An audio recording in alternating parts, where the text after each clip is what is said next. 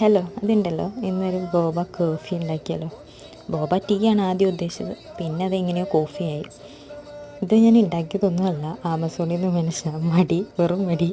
ഇതാകുമ്പോൾ ഇൻസ്റ്റൻ്റായിട്ട് പെട്ടെന്ന് ഉണ്ടാക്കിയെടുക്കാം. അതിനൊരു ഇത്തിരി മധുരം വരാൻ വേണ്ടിയിട്ട് ഞാൻ കുറച്ച് ശർക്കര പാനിക്കകത്ത് ഒന്ന് സോട്ട് ചെയ്തെടുക്കുന്നുണ്ട്. അപ്പോൾ ഒരു ചെറിയ മധുരം വരും. നമ്മൾ പഞ്ചസാര അധികം ഉപയോഗിക്കണമില്ല. ഞാൻ ഇത് പഞ്ചസാര അധികം ഉപയോഗിച്ചിട്ടില്ല കേട്ടോ. അപ്പോൾ മധുരത്തിൻ്റെ ഒരു കുറവുണ്ട്, പക്ഷേ സാധനം നല്ലതായിരുന്നു. അപ്പോൾ അതേ ബോബാസ് റെഡി ആയിട്ടുണ്ട്. എന്നിട്ട് നമ്മൾ കോഫിയും വിപ്പ് ചെയ്യണം. ഞാൻ കുറച്ച് വിപ്പിംഗ് ക്രീമും എടുത്തിട്ടുണ്ട്.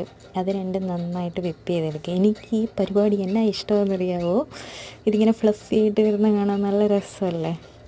അപ്പം അതേ കോഫി എടുത്തിട്ടുണ്ട്, പിന്നെ വിപ്പിംഗ് ക്രീം ഞാൻ എടുത്തിട്ടുണ്ട്. ഞാൻ വിപ്പിംഗ് ക്രീം എടുത്തതുകൊണ്ട് ഞാനിപ്പോൾ എടുക്കാൻ പോകുന്നത് നമ്മുടെ ആൽമണ്ട് മിൽക്കാണ്. സിൽക്ക് എന്ന് പറയുന്ന ഒരു ബ്രാൻഡിൻ്റെ ആൽമണ്ട് മിൽക്കാണ്.